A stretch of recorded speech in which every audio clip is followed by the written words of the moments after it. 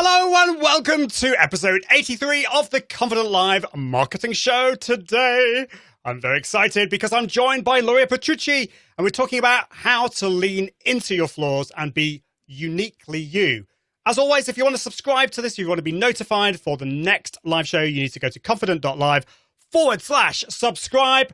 And if you're watching the replay, do put hashtag replay in the comments. That would be awesome. Well, it's time to bring in Luria Petrucci. That's my best Italian accent. Come on, you can do better. One more time. Petrucci. Is that better? Will that do? You have to do that along with it. I know. The thing is, I always struggle to roll my R, and I had to train myself. So I can now just about do it. I can just about do it. So there we go. I'm not even trying. I'm the Italian, and I'm not even going to try. Oh, well, it's awesome to have you on the show. Thank you so much, Luria. This is actually the second time this week that you've come on the show. You came on the Restream show, the show that I do for Restream, and that was really fab because we were talking about strategy. What I think is really cool this week, because I could have brought you on to talk about tech, because I know that you love your tech. Would you say that's correct? Well, who doesn't love their tech, right? I mean, sometimes we all get frustrated with the tech, but new tech is always fun. It is. So we could talk about tech, and in a way, the tech is the sexy thing. It's the thing that we all love to talk about. It's what I get asked about. I'm sure you get asked about tech a lot, but the elephant in the room, I think, is either strategy. People don't like talking about strategy, or right. It's mindset. It's the barrier that gets in the way. And so this is something that's really dear to my heart, talking about being yourself, flaws and all. So can't wait to talk about that. I kind of feel that I don't really want to ask you any questions at this stage, because you might, fair enough. Because you might tell me, you might say something really, really fantastic, and then the podcast listeners will miss out. But just tell us where in the world you're watching from. You're dialing in from. I'm out in Portland, Oregon. I'm actually over the border in Washington, but I always say Portland, Oregon, because everybody knows where that is, except for maybe you guys across the pond. But yeah, you have to kind of like come up with some landmark. It's like I say I live near Manchester in the UK, although. Yeah, we're slightly out of Manchester, so you've got to give something, haven't you? But I believe you have to give some kind of thing. Yeah, you do, and I believe it's a very beautiful part of the world. So I was who did I have on the show the other day? I had Pascal on the show, Fintoni. So another Italian name. We've got the Italian names today. Pascal We're taking over the world. And he was describing what he could see out of his window. If you were to look out of your window right now, what would you see? If I look out my window, I see trees. So that's pretty much all I see. Well, I have some neighborhood stuff, but just like just a 5-minute walk away from me is the Columbia River, which is it's a big river that separates Washington and Oregon, and it has the picturesque Mount Hood, and so that's my favorite little spot to go to. I love the water. I am a water girl. That's my happy place. Yeah, it definitely makes me feel like I like mountains too. I love the sea, and yes. It's something about it that just makes you feel at peace or relaxed. So yeah, totally. I'm 2 hours away from the ocean, the Pacific Ocean, and I went out there on Sunday, and I was just like, I needed some. Not healing time, but just like, okay, get away from my life, get away from work, get away from everything, and just like release. And it's so healing. It's amazing how it's just like you come away a different person. And we need that. Well, I think it's time to get on with the show. I can see some fabulous people watching live, so do keep the conversation going. If you've got any questions for Luria or myself, it can be about tech, but today we're going to be focusing on the mindset, on being yourself, flaws and all, and actually leaning into those, which I'm really excited about. So keep the comments coming. I can see a lot of, apparently half of the LSP people are in the chat, somebody's saying. So it's great. This is awesome. Hey guys. Fabulous. Right, we'll see you just after this.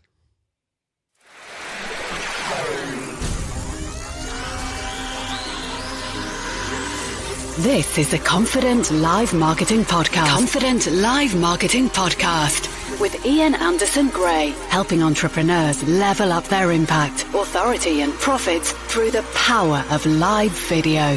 Gain confidence in front of the camera, confidence with technology, and confidence with the content and marketing. Together, we can go live!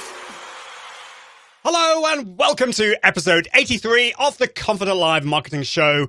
So my question to you is, do you try and hide one aspect of yourself when you go live? Do you worry about how you look? Maybe your accent, your voice, or something else?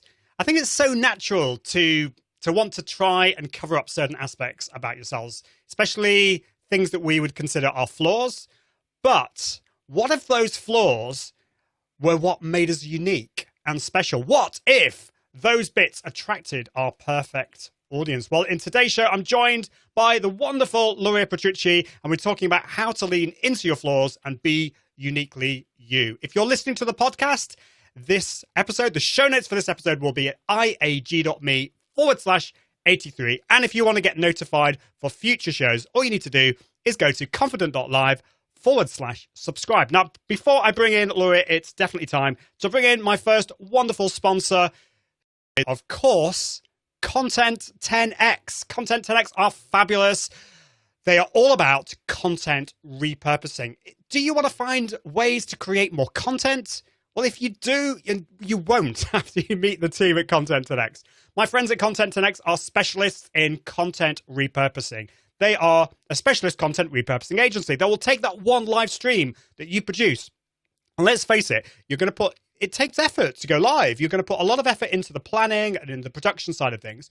But once you've done that, you've got a piece of content. Or it could be a blog post or a podcast or just a pre-recorded video. They will then explode it into a plethora of new platform-specific on-brand content. Now, if you don't want to hire them for that, that's absolutely cool. They will teach you how to do that they've got a podcast, they've got a book, they've got a blog, and a toolkit. They're really smart, responsive, creative, and effective. And they definitely take out that stress from content marketing. We don't want stress. This is what we were talking about before we started talking about just go to the relaxing river and relax by there. Or you could phone Content 10X, contact Content 10X. So all you need to do is go to content10x.com to find out more. And I thank you so much, Amy and the team at Content 10X, for sponsoring this show. It's really, really awesome. Fabulous. Well, it's time to bring in Luria Petrucci. Luria is a live video strategist helping you create professional live video that's uniquely you. Over 14 years, Luria has created over 5,000 videos with over 1 billion views in using video and live streaming shows. She's appeared on CNN, NBC, Fox, NBC, MSNBC, ABC, and the BBC. And she's worked on live video for top brands like AT&T, Samsung, GoDaddy, and Panasonic. Live Streaming Pros has built live video studios for top influencers like Amy Porterfield, Pat Flynn, Ryan Levesque, Donald Miller, and Michael Hyatt. Luria, welcome to the show. Hi, I'm so excited to be here. Thank you for having me. Oh, well, it's a real pleasure. Well, maybe talk about this in a little bit, how long it's taken me to actually get you onto the show and why. But yeah, it's just one of those things. We're talking about mindset today. Before we get into that, Luria, we've got some fabulous people who have been waiting very patiently. We've got you've got somebody from your team going whoop whoop, which is great. So That's Callie. Oh, that's awesome, fabulous. We've got Sammy Superstar watching on YouTube, Owen Salisbury watching on YouTube, and who else have we got? Your tech coach saying hello all. So a lot of people from the Live Streaming Pros team have come over, which is awesome. So do keep those comments coming. As always, we're broadcasting to lots and lots of places. We're broadcasting to YouTube, Facebook, Twitch, Periscope, LinkedIn Live, Mixcloud, a lot of places because, well, why not? Why not? I know that you multi-stream. I mean, let's just get the tech out of the way. I know you do a lot of multi-streaming. Sure. Do you find multi-streaming fun? Is there a reason that you do that, or just out of interest? Yeah. So I don't go all the places. I'm very strategic in terms of like the platforms that I choose, just to make sure that I'm showing up in a big way on those platforms, and you can't, typically stretch yourself too thin. Totally. And so I think that that's a caution to have around, simulcasting. You do it for multiple reasons, Ian, and that is a strategy for you, right? So that it's, I love simulcasting because you're meeting people where they want to be instead of forcing them onto a different platform that they don't want to watch. Like some people hate Facebook or hate you. Well, do people hate YouTube? I'm sure some, but people in a bad mood don't like it. But yeah, we'll forget about that. Like, all that YouTube is cats. Does anyone say that? I wonder.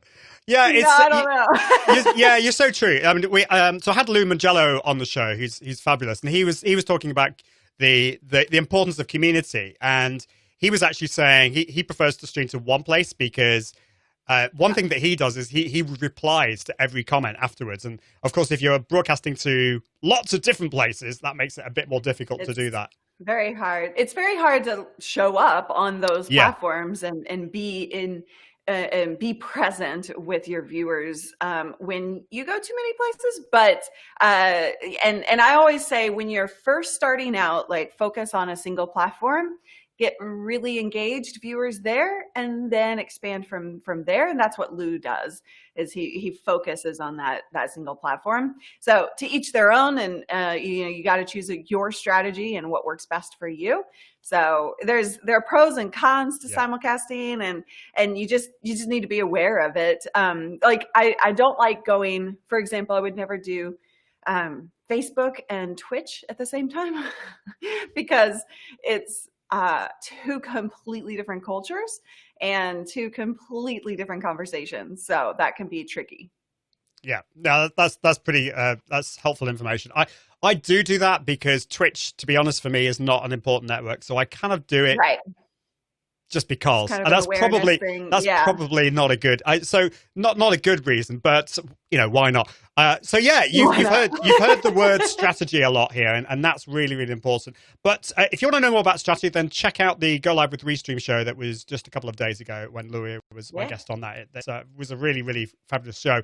So you have been live streaming for a few years. How long have you been live streaming for? December 23rd this year will be my 15th anniversary of doing video and streaming online. So I'm an oldie, but hopefully a goodie. Well, yeah, definitely. And I think the thing is that over that length of time, you have learned so much. You'll have made mistakes, things have gone wrong, but it's through that experience that... Well, never. We're going to talk about that in a little bit. But yeah, the fact is you got started, and this is the problem, I think, for so many people. They're worried. There's something getting in the way. They're worried about something, and it's stopping them. And so that's what I want to talk about in the show.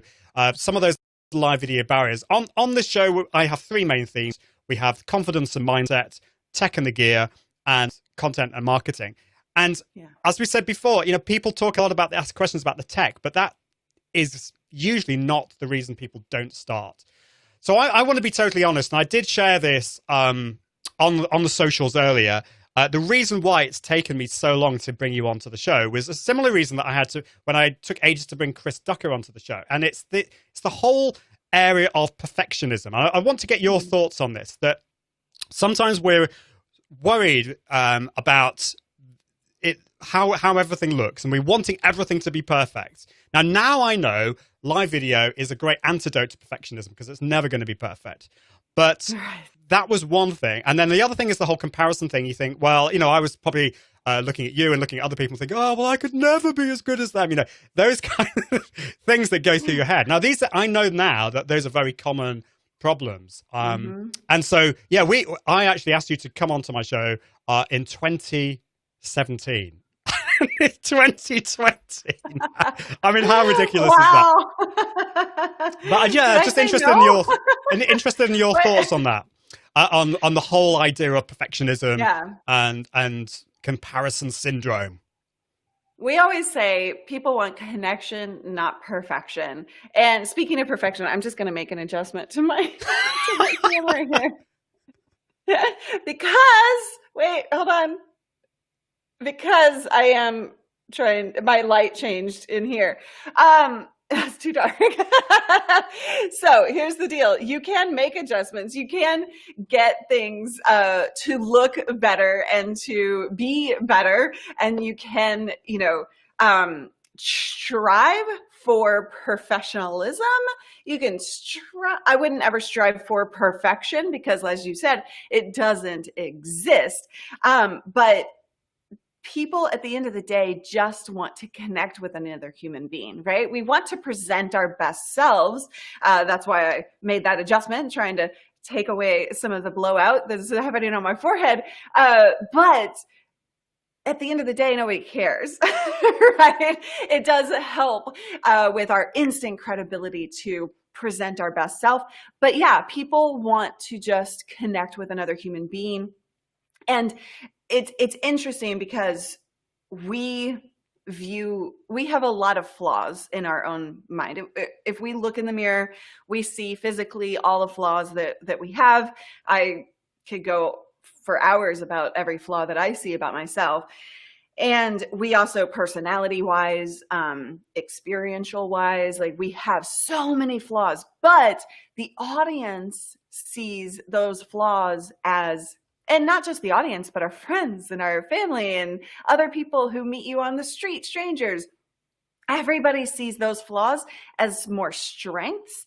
And so we have to start thinking differently about who we are and see ourselves from the outside perspective and embrace the things that people love about us, which is one of my big missions in life. And with the videos I create and the work that I do is to make sure that people stop holding themselves back from those doubts because of those doubts and let loose their inner magic, their hidden awesome, as I say, so that we can really live that uniquely you life, because that is the most important thing for us to embrace.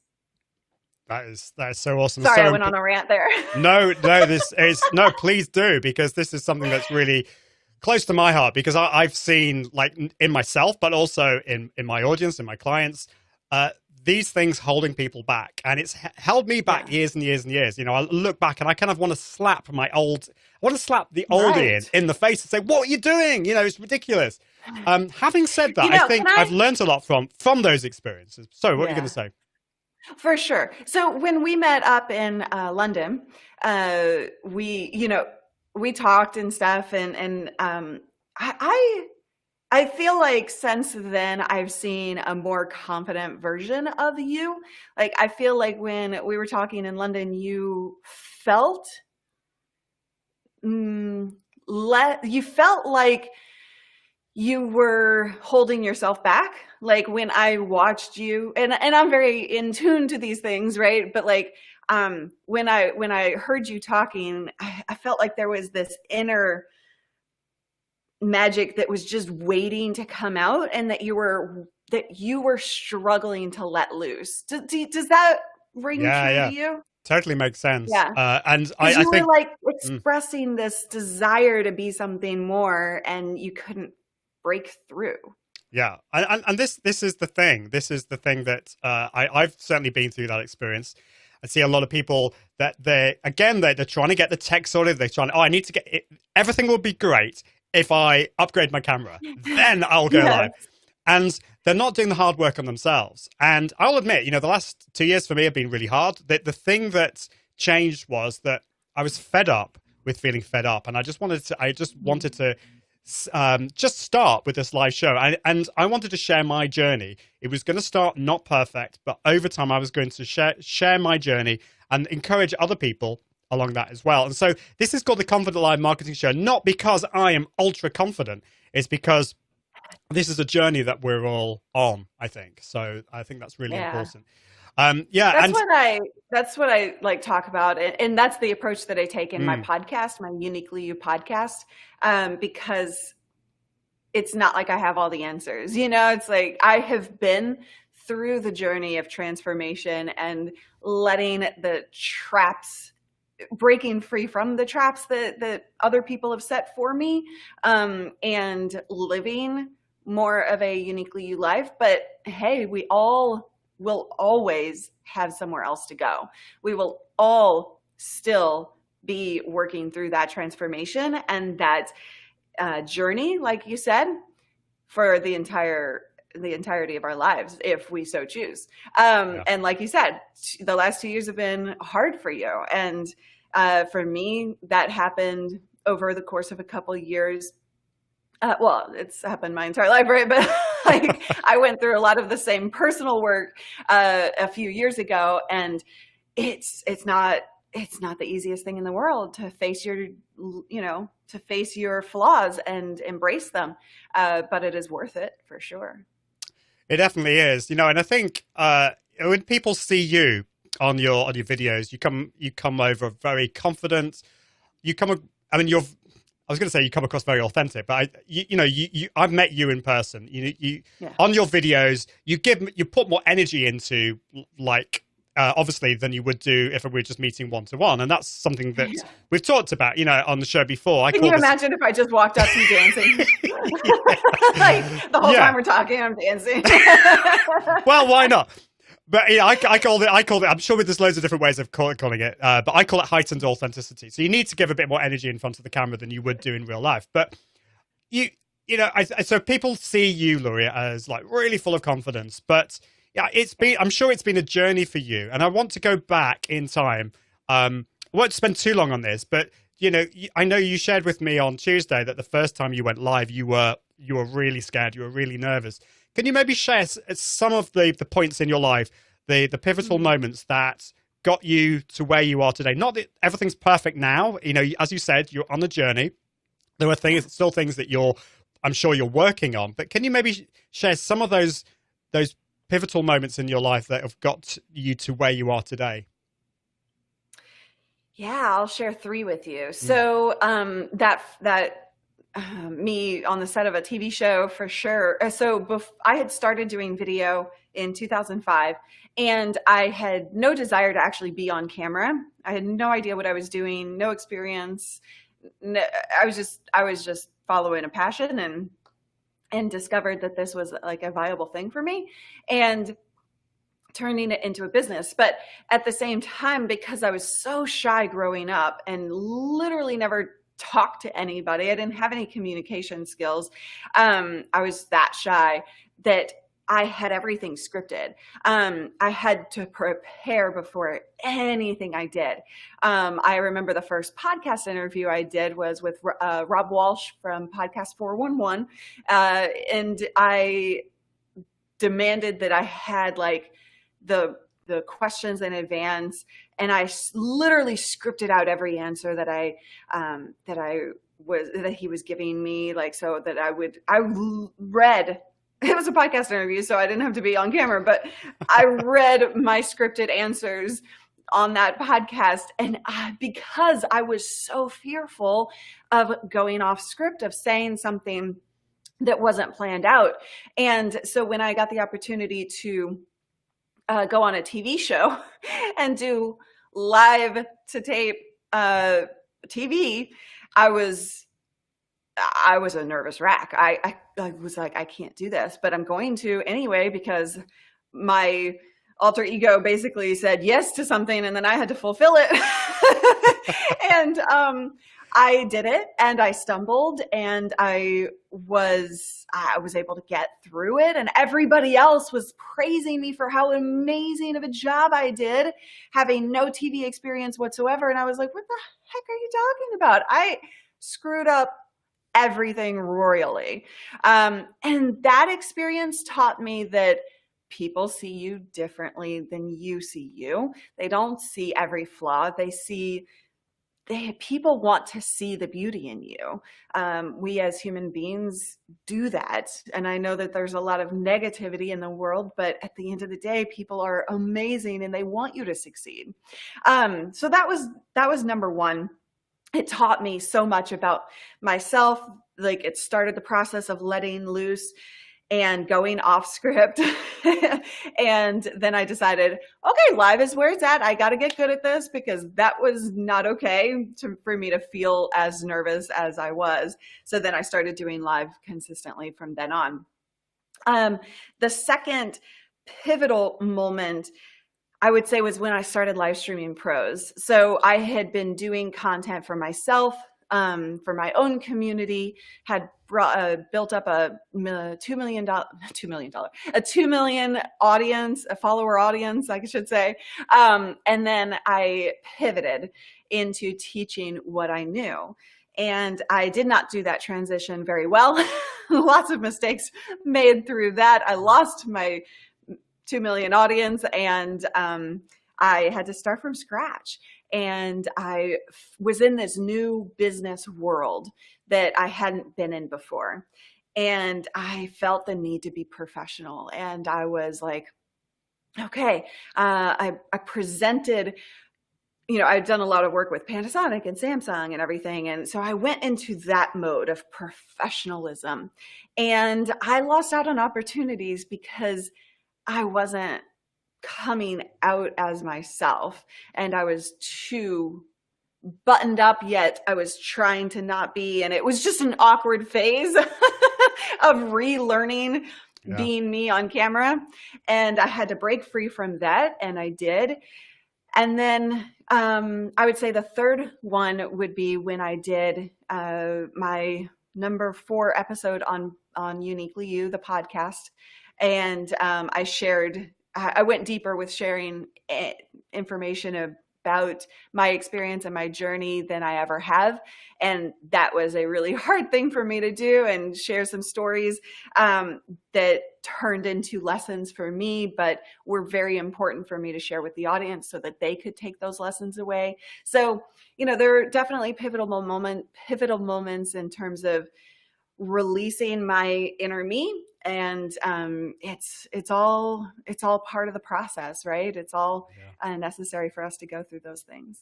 It is. And so I wonder if you're watching or listening, do you resonate with any of those things that Luria's gone through? I mean, obviously your situation will be different, but maybe there are pivotal moments in your life that have affected you. Maybe you feel it in a negative way, but maybe in the future it will be a positive way. If you feel like you can, put it in the comments, and do share that with me. Or if you want, just send me an email just through my website, iag.me.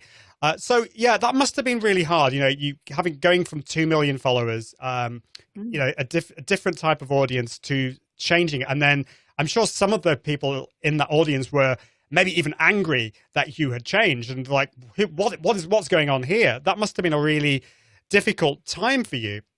And also, I think one thing that kind of I was thinking about when you were talking there is this whole thing of working out who we are. Sometimes we can have this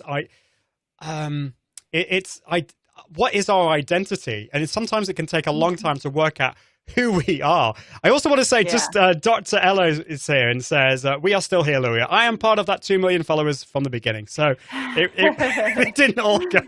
But that's awesome. And now Dr. Elo is one of our moderators. So there we go. That is awesome. That's fabulous. So yeah. I think tapping into if you don't mind, the process of discovering who we are, because I've been doing this for so long, I started when I was 23 or 24. And I've had to grow up in the public eye, not like a celebrity, but still in the public eye of my community. And that has been so difficult because you don't want to change who you are on people. But I had to learn the hard way that we as human beings are constantly changing, and it's okay to go through those changes. Some people in my YOUniquely You community are absolutely going through transitions in their life, sending their kids away to college and discovering who they are without any kids, or just major changes that we all go through different periods of our lives. And we are so afraid to share those struggles and those transitions with our audience. I know I was, when I finally let go of my alias name, Callie Lewis, and started embracing me and who I was as an adult, because it's 24, that's when I started, and I was definitely not an adult. I was a very naive 24-year-old. And so I was now, growing up, and I had to be that person. I couldn't be my 24-year-old self anymore. The mistake that I made through the transition was not bringing my audience along for that journey, not welcoming them into my process of that growing up phase. And that's why I lost 2 million followers, because I just did a hard stop. And, a lot of people, I wouldn't say they were angry, but they were definitely confused, and they didn't know where I went. And I have people even to this day rediscovering me and being like, I didn't know what happened to you. I thought you just stopped creating content. And so I could have kept so many more of that audience had I walked them through the transition, invited them into that process of me rediscovering who I was at that moment in my life. And that is a powerful thing to realize, right? It's like, wow, okay, people actually do care about you as a person, and they want to be that part of that transition. So it doesn't matter if you're talking a big transition in your life or small transitions. We need to bring people into that and be part of our lives. That's 100% okay and vital to long-term growth. I think that, I don't know how hard you are with yourself on that, but I think to be totally fair, I mean, that is a massive ask. It requires so much emotional strength and intelligence, and going from some, because you obviously I mean, you say you weren't a celebrity, but you were very much a celebrity, maybe not like global, but certainly within the industry, and you were well known, and then obviously you changed your name and changed where you were going, and having to do that publicly. I mean, most people, when they change themselves and they pivot, they've got much smaller audiences. To do that with 2 million, that is really hard. And so, I think for a lot of people, it's then they're not going to be in the same boat as you. It's hopefully going to be easier for them to be able to do that. Would you say? Oh, absolutely. And that's why I tell that story, because it shows you what the potential negative of not being uniquely you in your content can have, right? So if you are not integrating your personality, your life, all of you into your content and letting your audience understand who you are as a person, not just a content creator and not just a business owner, then you are risking over time with any transition that you make that loss. It doesn't matter if it's 2 million or 100. The more you invite people into who you are as a person, no matter if you're business to business, business to consumer, I don't care what your content is about, you will discover that you have more loyal followers throughout time. And we do need to be thinking long-term here, not just in the moment, because your transitions will occur. Your content will change over time. You will decide to do something else in your business. And if you are only focused on the content and pushing that out, then guess what's going to happen? When your content changes, your audience doesn't care anymore. But if they're there for you, and if they are there to connect with who you are, and your content is the bonus almost, right? And it can be content first, but they're watching because they love you, then they will walk through that transition with you. And I think that, we don't see that as content creators and business owners. We don't see that long-term transition. We think that we're going to do what we do forever, and that's just not the case. I can point to anybody out there, anyone, huge, big names, small content creators, everybody goes through transitions, and it's about how you go through that. And that's part of that process of bringing you into your content so that people want to follow you, whatever you do. This is awesome. And I mean, the thing, there's many things I love about you, Luria, but one of the things is your honesty in talking about these things, because I think you want to draw people along. You know, empathy is such a strong emotion. And at the end of the day, if you open yourself up, you don't open yourself up to dump on people. You know, if you're feeling depressed, you know, and then you're just kind of like sharing it just because you want to feel better, that's not good. But you're wanting to take people along on a journey with you. You're wanting to share maybe the mistakes that you made and the struggles that you've had or that you're going through, and bring people along with that, which is also, I want to bring some comments just before you carry on.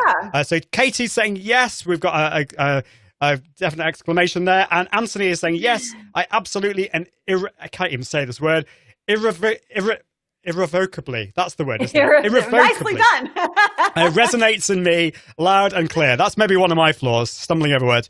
And a transition more like a hard turn. And he carries on saying, Luria's transformation in process has captured my attention because she carries what I need, which is awesome. And Anthony also says, preach this, come on, which is great. And Dr. Ella says, change and evolution are inevitable. Moreover, learning from those experiences are what makes us uniquely you. Sure. Love that. Yeah. Love that. Now, when I was talking to my my kids and my wife about this interviewing you today, and we're talking about embracing your flaws. I think they kind of got the wrong idea on this, and this is what we got. Leaning into your flaws. We're not talking about that type of flaw, guys. We're talking about your mistakes and you know, could you maybe give us some examples? I mean, so you don't have to share. I know you said there's a big list of things that you feel are flaws about yourself. So we don't have to talk about that necessarily. But this is something that I'm happy to. It's actually totally fine to share that stuff, because that's actually something I share often, because I think that people need to hear it. Well, that would be that. Yeah, well, we could do that. You know, so just, I mean, because this has been an issue for me. You know, I've seen all these negative things about myself, and I know I'm not alone here. There's probably been a little bit of self-loathing going on here, and beating myself up and all this kind of stuff, and that stops people from getting in front of the camera, particularly with live, because you can't hide that. You know, people are going to see all of that. You know, it could be your accent, it could be the way you look, it could be all those kind of things. So yeah, just share with us some thoughts that about that, because I know this is a big issue for people. Yeah. So for me, when I look in the mirror, I see too big of a forehead.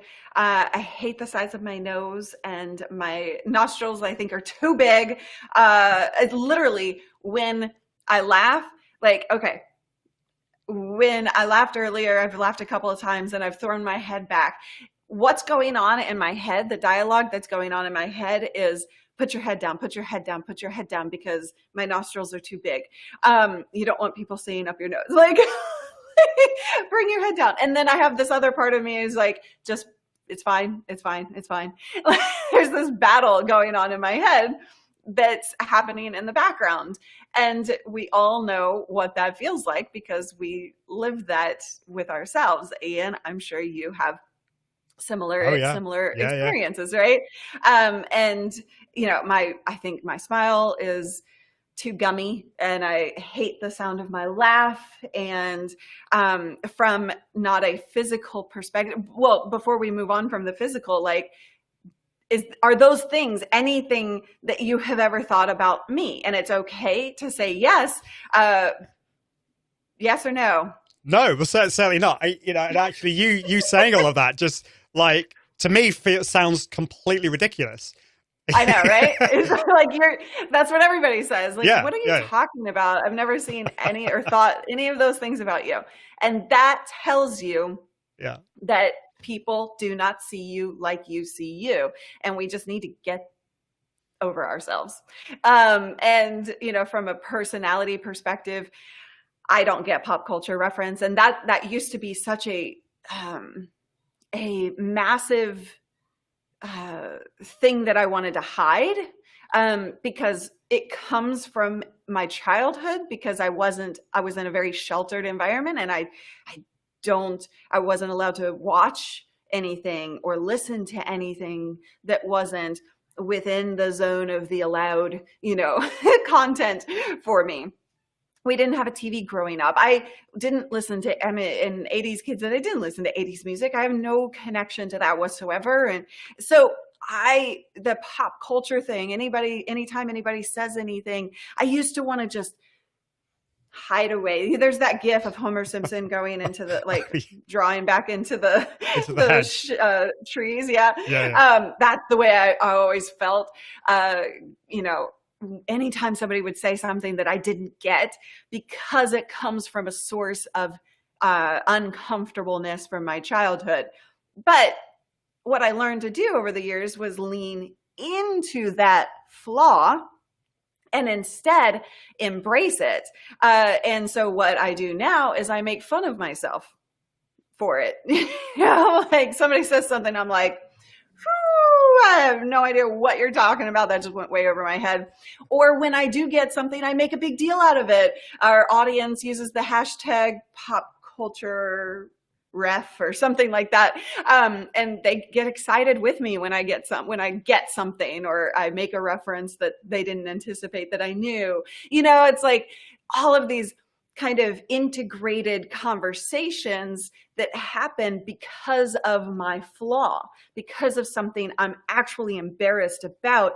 Turn that around, and you can actually use it as a strength, as an engagement factor for your audience, and something that people actually turn out to love about you. I love that. Really love that. And I probably got different reasons to you about the whole pop culture thing, but I don't really get a lot of pop culture either. Probably because I'm not really that interested in it. So, yeah. So that's maybe a different thing. Married to who? What? I don't know who that is. Yeah. It's kind of like people ask me about, I mean, I like the royal family, but I'm not really that interested in like who married who and all that kind of stuff, So that's awesome. So I think humor, laughing at yourself, is a really important thing. And, not taking yourself too seriously, having some fun. I know that you do this a lot. You do a lot of dancing in your pre-show videos, which is awesome. And so you say you're leaning into your flaws. You're learning to kind of have fun with them. Do you think we can ever learn to love them? And do you think that's important? You're talking about humor and joking about that, but do you think we can learn to love those bits about ourselves? And do you think that's important? Yeah, absolutely. I have found that I've learned to love certain things about me because my audience loves those things about me. The fact that I'm a tree killer, a plant killer, or all of these different things. It's definitely something that if you allow yourself to see you as your audience sees you, it can be powerful in changing how you actually perceive yourself and being comfortable with who you are. Of course, we don't want to rely on the outwardly to affect the way we perceive ourselves, but it certainly can be a jump start and a help in that environment. You mentioned the dancing. That actually came. So dancing is something that I have always had a passion for. My dad took me, he was an artist, and he took me to dance performances, and watching him watch the stage gave me a love of dance. And because of that, I wanted to dance. And so I started in ballet late as a teenager. I never did it as a kid. And I just loved it. I loved the art form of dance. And then I stopped because we didn't have any money. And so later on down in life, like that is something that for years I just wanted to tap back into, and I wanted to get back into, and I didn't because of this or that, other people's perceptions of it, money, like all of these different things that stopped me from doing it. But I would spend time in the bath thinking, like listening to music, and I would see myself dancing. I would, like in person, in the private of my own home, I would dance away. But it was something that I was so passionate about, yet I was holding myself back from actually doing, that I decided, okay, this is something that I need to put out into my content, because it's like one big piece of me that I'm not sharing. And so I did some, when I was first discovering first putting the Uniquely You concept out there, I did some videos, and I just danced at the end of those, just to put it out there, just like as a way to be like, I like dance. Is that okay? And it was a very vulnerable thing for me to do. But the reaction to from the audience was like, that's so awesome. And then everybody like submitted dance videos of themselves. And it was such a cool thing that I then started integrating it into my live streaming pros content in that form of the countdown timer. And we have dance breaks, and, it was a process. It wasn't something that I just like did. It was a little bit at a time, and over time it's become something I'm known for, right? And I'm not saying I'm a good dancer. I just like to dance. Let's embrace the things that we like and who we are at the core of our being. It's fab, and it's very unique. It's fun, and you're enjoying yourself, and it gives that party atmosphere. And if you haven't seen Luria dance, all you need to do is probably YouTube is the best. Go to youtube.com/live streaming pros, and before pretty much all your live streams, I mean, is it before all of your live streams, you have a 10-minute countdown timer? Yeah. Oh, well, yeah. So in terms of the countdown timer, I don't know if you want to talk about this. We can. Yeah, definitely. But so like that's definitely like the personality coming out, right? It's the tapping into my uniquely you self. But it's also strategic in terms of having a countdown timer. We have lots of data to show that the more the pre-show is important for getting the algorithm, especially like on Facebook, to share it out with people, because the algorithm on any platform it takes a while. It doesn't all go out at once. And the more engagement you get up front, the more of those notifications will get sent out. And so that's a very strategic thing for us to do, as well as tapping into my personality, because we're getting people excited, we're getting people engaged, we're getting people to talk during that countdown timer. And so having something that's really engaging while you're building up the audience can be a very powerful little strategy. So just throwing that out there. Yeah, I love that. I love that idea. And out of interest, so I think you schedule to YouTube, don't you? So you can, presumably you let people know, or like through mailing lists or social, that you're going, and you give a link to that. But for Facebook particularly, you want to just get people, give them enough time to be able to get onto the show and start sharing and liking and getting involved. Is that your thinking?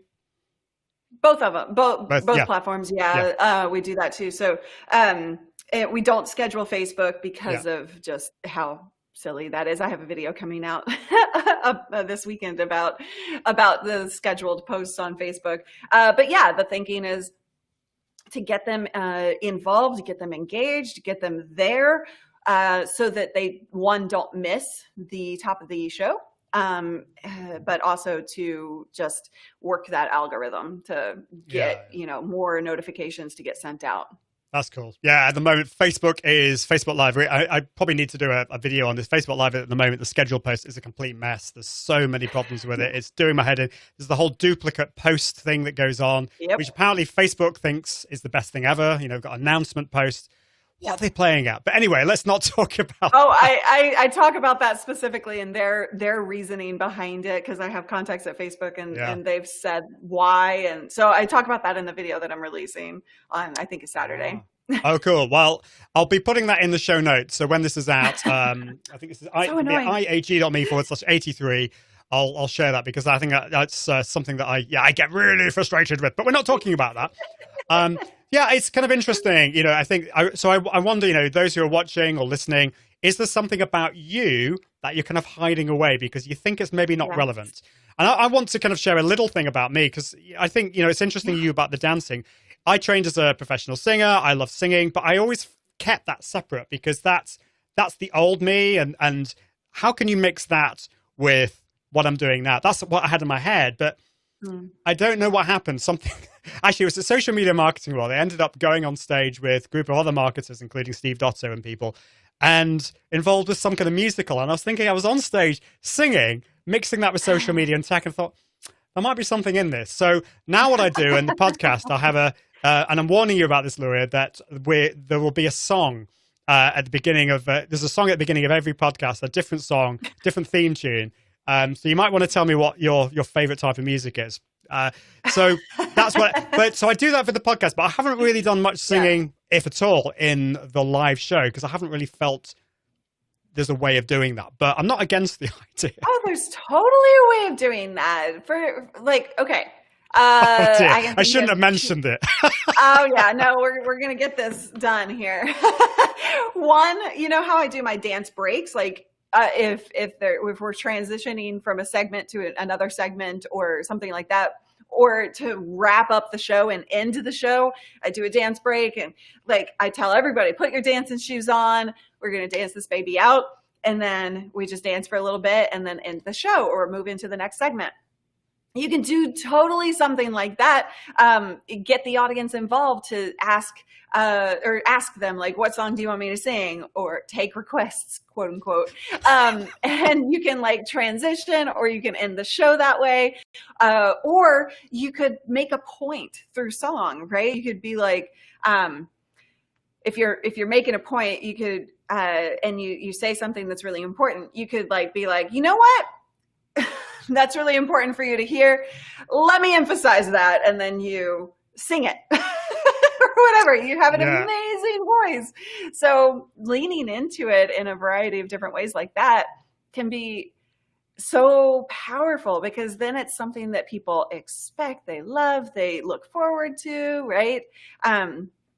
Take Molly Mahoney, you know, her signature is like being so close to the camera is one of her signatures. She's like right up in your face, right? With her sparkly makeup and all of that good stuff. You know, you need to find those things about you that is your signature. We talk about in the business world being known for something in terms of the content that we create or the course that we put out there or whatever. But you got to also be known for your personality. You got to be known for something. Yeah. So that bleeds over into all the things. That's so true. I'll be totally honest. That idea that Luria has just mentioned scares me. But that's not a bad thing. And of just the way it scares you. Yeah, because it's you know, when you mentioned the whole idea of dancing, you know, that was a scary thing. But yeah, it's so and true Ian's. That's why you know it needs to be done. Exactly. Because it scares you. So in true Ian style, I'm going to blame the tech and say, I need to wait until we move house, which hopefully is not too long. No. And I can build my studio and have a keyboard next to it. Anyway. Audience, start demanding. Well, I can see that in the comments, Technify says, make Luria sing. So there we go. Oh, no. But anyway. Don't want to hear me sing, and I am definitely not singing up against Ian. So I thought we were talking about leaning into our flaws, Luria. Dr. Ela says, words of wisdom, your tech coach indeed. And what else? Yeah, we all have something. We don't like about ourselves. The good news is no one cares. And oh, I can see that Eileen Smith is here watching on YouTube. Great to see you, Eileen. Hope you're doing well. And John says we want a performance. Ian, start singing. Maybe in a bit. Thank you for that, Luria. I'm gonna get you next time. So I think you live all the way across the pond. I think some people will be listening and watching and say, okay, well, it's okay for you, Luria, you did it, but I can't do this. So how did you get through the process? Because the kind of entrepreneurial world that we live in, and I'm really impressed that I managed to say entrepreneurial, because I always used to struggle with that word. And because it's a difficult one. But I think it's a world where it's quite lonely. And trying to make those big changes in our lives with our mindset is hard. So my question to you is, how did you get through that process? Did you have help? Did you have mentors and coaches? Did you do part of it on your own? And then that following on to that was, how can we do that? How can we embrace our flaws and make those changes in order to do what we know is true, what you're saying? I mean, I think most people watching and listening are totally with what you're saying, but how can we do that practically? Yeah. I don't know that I had any mentors, walking me through that. I think I felt like I was kind of doing it, and no one else was new to do it. Does that make sense? Yeah. So I felt like I was more paving the way there, but in terms of how you can do it, let me give you a quick example. It starts small. So Kat Mulvihill is a student of ours, and she through COVID. Sorry, shouldn't have said that word. Demonetized. Her, everybody's hairstyle, right? You couldn't get your hair dyed and all of this stuff. She just decided, well, my gray hair's gonna just be seen. And she posted a picture in our private Facebook group, and she was like, look at my gray hairs, I'm just gonna go live, and I'm not gonna dye it. And her audience actually was thankful for her to be just her, no dye, embracing the gray hair. And that helped them feel more comfortable with who they were. And it's such a small little thing, right? Yet it feels so big to us. For her to take that step was a massive big step that she was super proud of doing. But it is, if you look at it overall, it's a pretty small thing. But we build these things up in our brains as such big things. So I want you to kind of get out of your own head and be like, okay, well, what small thing can I do to just be uncomfortable? We got to start being comfortable, being uncomfortable. That's a phrase that's used fairly often, but you need to step into that uncomfortable zone, and it can start small. It doesn't have to be like the dancing thing, right? And that started small, and we just need to start doing those things. And with each step, you're going to feel more confident doing another thing. So that's what I want you to do, is write down. I want you to brainstorm, pen and paper. Just give yourself 15, 30 minutes and brainstorm everything you hate about yourself, every flaw that you think you have. And then I want you to choose one thing from that list and integrate it into your next video, or live stream, or whatever you're doing, podcast, I don't care. So I want you to just take that one step. Then you have a list to work from, and you can say, okay, well, this is one thing. How can I use this as an example for my audience? Or how can I integrate a singing break into my content? How can I do this? How can I step into that zone of being a little uncomfortable, a little vulnerable? Because here's the thing, the world is filled with this fake authenticity, and it's all surface level. It's us being out there, being authentic, and we're so proud of ourselves for being who we are. And while our Instagram feeds are just like perfection mode, and it's so fake, and it drives me insane. And so if you can embrace the fact that you need to step beyond that fake authenticity and start being a little bit more vulnerable with your audience, you can start to take that one step at a time. It's truly not a magical thing. It's a little bit of work. It's a little bit of mindset shift. And it is hard. You know, it's you may write the list of things that you hate about yourself or you don't like about yourself, and you think there's no way I could do that. But it's find a safe place. One of the things I've found about the community of us, you know, certainly in the live video space, the marketing space, most of the people in there are just amazing people. They're just so friendly, so kind. They're not out to get you. And I think that's what's helped me in my transformation. That's a big thing. Just finding, whether you want to call them mentors, I don't know, but people who they love you, they want to support you, and they want to help you. So finding people like that, but finding a community. It could be like a Facebook group. If you want to reach out to Luria, want to reach out to me, I have a really lovely community of people. I know, Luria, you've got is it the YOUniquely You group? Or where's the best place for people to hang out for you? Yeah, if you do want to get into a community of people who are there to support you in your journey and hold you accountable, that is a free Facebook group that I have that goes along with the podcast, and that's it. It's just facebook.com/groups/YY community. But if you search YOUniquely You, that looks like this on Facebook, you'll find that group. And come join us. And we are, wow, you're good. Oh, 2 M's. Oh yeah, that's one of my flaws. There we go. There you go. And so, we are there to have these conversations. We are there to explore transitioning and transformations and being ourselves. And I think it's a powerful, powerful thing. A lot of the people watching right now are in there, and they can tell you it's a safe environment to be who you are with no judgment.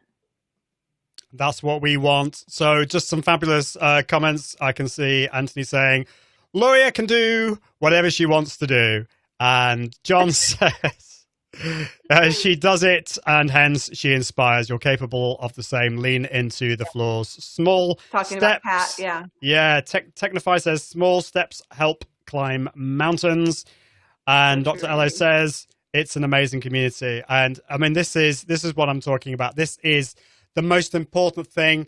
Technology and gear, they're not unimportant, but they're not the most important. This is where the difficult work has to begin. This is where you need to start. And I know that you have given so much amazing information, so many amazing things today, Luria. I really appreciate you spending your time with us today because this is something that's really dear to my heart. So thank you for that. So we've mentioned the community, which is facebook.com/groups/YY community with 2 M's. I should get a better link. I think actually I don't know. I think livestreamingpros.com/community the problem with all these, the problem with the short links is there's so many you forget what they are. I'm the same. It's out there. So where else can people find out more about you if they want to get involved and find out more about you? I would love to see you hang out on our live streams, live streaming, or youtube.com/livestreamingpros, livestreamingpros on Facebook. We're live 4 days a week. I would love to hang out with you, meet you, get to know you, and then we can go from there. But yeah, I love live. I love those conversations. So come hang out. That'd be awesome. We'll definitely do that. That would be fabulous. Do check out Luria Live Streaming Pros. All the links for this will be in the show notes at iag.me/83. But before we go, just to let you know, this show is broadcast every Tuesday and Thursday at different times. If you want to get notified for future shows, all you need to do is go to confident.live/subscribe. And of course, don't forget the podcast. The podcast comes out every Friday. I'm doing a bit of an experiment from next week. I'm actually going to be putting it out twice per week to see how that goes. Sometimes you have to experiment. So that would be cool. Now, I think, have I lost? No, there we go. It's all working. The technology is working, which is great. I was just muted. I tend to mute myself as a guest. Sorry. That's because you're a professional. Thank you. It's when you have guests that there's noise in the background and all this kind of stuff. But this is one of the reasons why I use Zencaster. So I gave Luria a Zencaster link, so we record the podcast part separately. But anyway, thanks, Luria. It's fabulous. Well, thank you so much. I've enjoyed this conversation, and I am looking forward to you sending me a message with a link to the next time you go live with a song. Singing break. I tell you what, I'll do a bit of singing now, and you can do a bit of dancing. So I'm gonna. Okay. So here we go. It says, okay, it's the Confident Live Marketing Show. It's the Confident Live Marketing Show. We've got Luria Petrucci on the show. It's the Confident Live Marketing Show. There we go. I love it. There you go. You heard it once. I'm gonna get you next time, Luria. Awesome. Well, thank you, Luria. That is the end of the show today. Thank you so much. But until next time, I encourage you to level up your impact, authority, and profits through the power of Confident Live Video. See you soon. Bye. Thanks for listening to the Confident Live Marketing Podcast with Ian Anderson Gray. Be sure to join the community at iag.me, where you can continue to level up your impact, authority, and profits through the power of live video. And until next time, toodaloo.